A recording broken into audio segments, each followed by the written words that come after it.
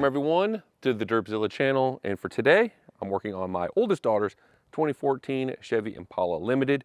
It has the 3.6 liter V6 LFX motor, and this motor can be found in the 2012 and 2013 Chevy Impalas, as well as the 2014 through 2016 Chevy Impala Limited, as well as part of the 10th generation of the Chevy Impala.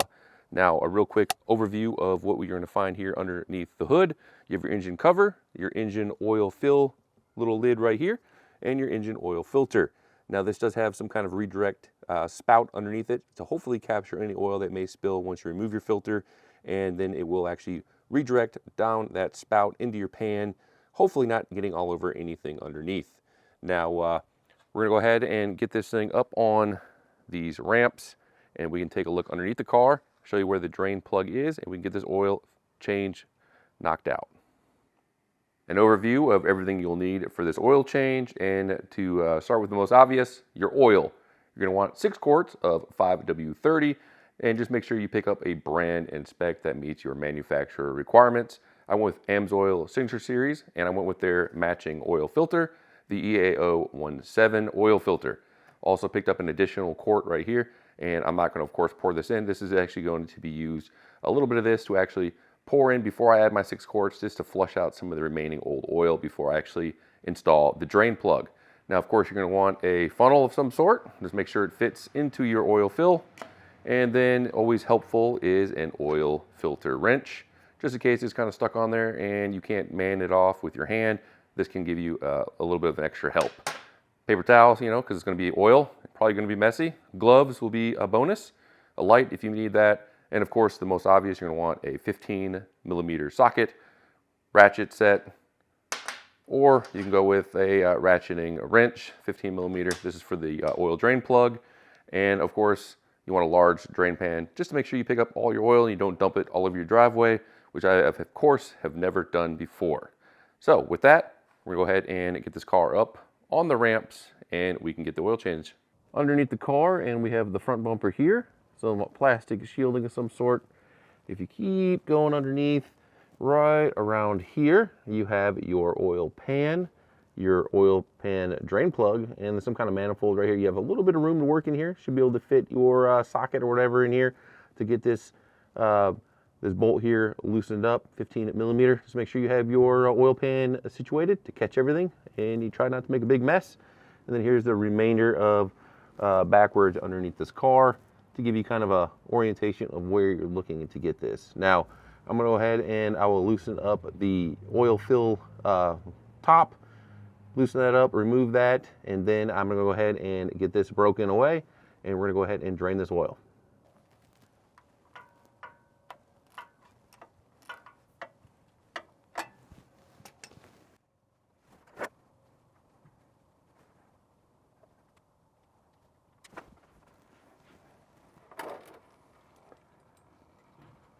Not too much of a mess. I'm going to let this drain out and get this back on.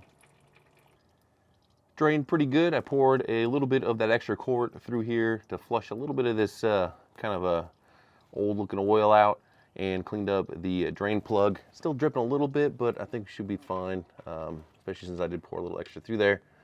And let's see if I can get this in without making a big mess. And you're going to want to torque this to 18 foot-pound. For some reason, this drain plug did have a bunch of thread tape on it, so hopefully that's not telling me something is stripped out or whatever.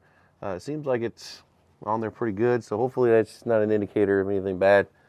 From Carvana, who had this car before my daughter, but I guess we'll find out. So back with the 15mm, I have my little inexpensive torque wrench here, and we'll see if we can get 18 foot-pound. Okay. All right, there we go. Not much pressure needed to get that to 18 foot, so we're gonna go ahead and move over to the oil filter. I'm trying to see a good angle on it from underneath the car, but looks like I'll need to shift over a bit, and then we can get that removed. Drain plug is torque to spec. Next up is the oil filter. I'm gonna go ahead and remove this. Not sure how tight it is. The drain plug was pretty tight, so this may have been wrenched on pretty hard.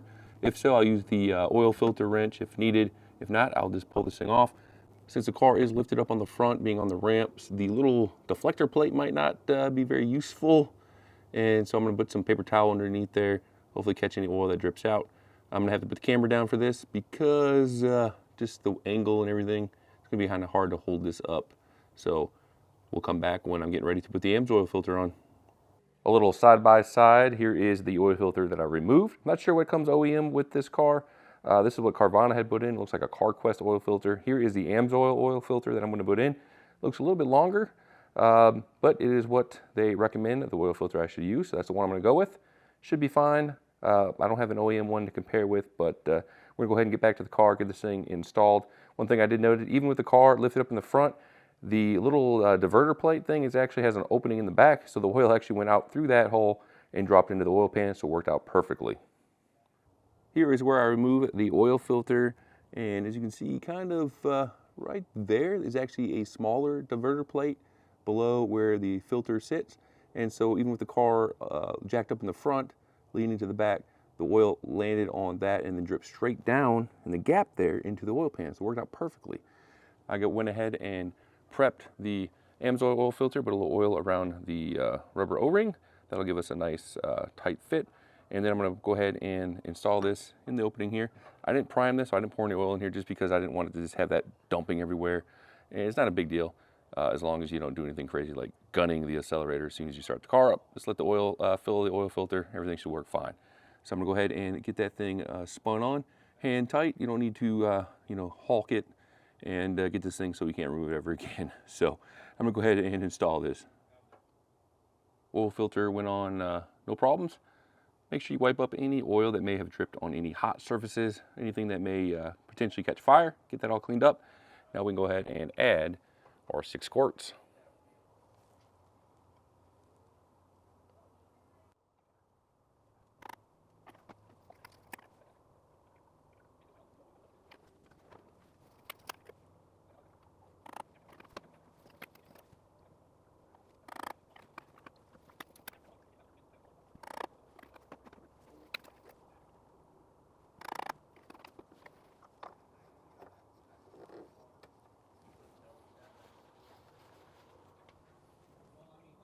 Completed pouring all 6 quarts of oil into the vehicle. I went ahead and tightened the oil fill cap, verified that the oil filter is good, nothing leaking, drain plug, nothing leaking, everything looks good. Wiped up any spilled oil or anything like that. Got everything from underneath the car. I'm gonna go ahead and back this off of the ramps. Keep checking for leaks. We're gonna go ahead and let the car warm up and a nice level surface. Unfortunately, my driveway isn't super level, so as good as can be. And we're gonna get inside the car and reset that oil indicator light, which shows 0% right now, but we're gonna make that show 100% and do a new countdown. So we're gonna go ahead and reset that. Back in the car, it's currently idling, warming up a little bit to standard operating temperature, and then we'll check the oil level at that point. You wanna be on a relatively level ground so you can get an accurate reading, but in the meantime, I want to reset this at 0% oil life remaining. You can get to that button with this little vertical stack of buttons here, 4 buttons. You have your super high-tech, fancy, cutting-edge display cluster here. And if you hit I, this will actually scroll through a number of these settings, like so, and then you'll get just like that. So it'll show your 0% oil life remaining.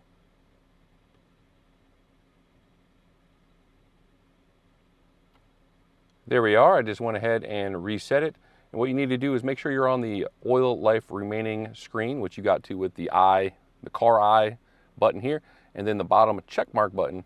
You're just going to hold it on that screen for about 5 seconds. It'll kind of flash, and then it'll tell you 100% like we saw earlier. Of course, now it's at 100%. It's not going to do anything. So now we have another countdown. I'm not sure what all goes into actually determining your oil life remaining. I'm guessing it's some kind of generic, miles, temperature, age kind of calculation. It's not actually like a sensor reading your oil life or anything fancy like that. It's super generic, but it gives you just a rough estimate if you don't track your miles. So There we have it. I'm gonna go ahead and get out and we're gonna check the oil level and then wrap this up. Car is warmed up to normal operating temperature. I'm gonna go ahead and check the oil level real quick here. Here is the oil check dipstick right here. Very easy to access.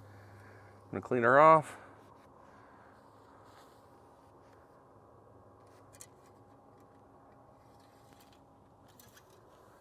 And I'm gonna have to put it under the light here, so we'll just take a look.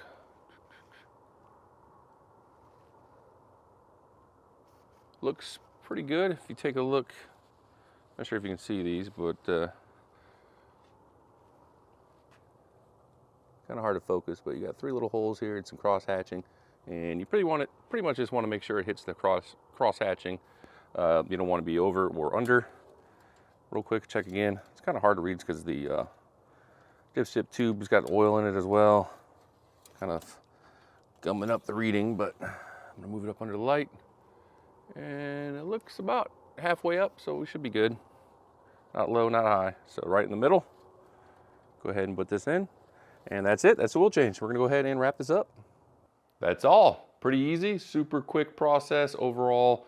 And the oil change on my daughter's 2014 Impala Limited is done. Hopefully it's helpful for some of you guys out there. If you like the video, feel free to hit the like button. If you like the channel, feel free to subscribe. I'd be super thankful for that. If you like my fancy shirt here, I actually sell that on my Zilla.com website, along with a wide variety of other items. And stay tuned for some more footage and videos on my Camaro ZL1, my daughter's Impala, of course, my wife's Mustang. We have an SS El Camino over here, my Explorer, and we got garage projects, home projects, pretty much wide variety of different things because I have a short attention span and I like to jump all over the place. So if you like that kind of stuff, feel free to stay tuned, hit the subscribe button. I'll see you on the next video. Have a good one. Peace.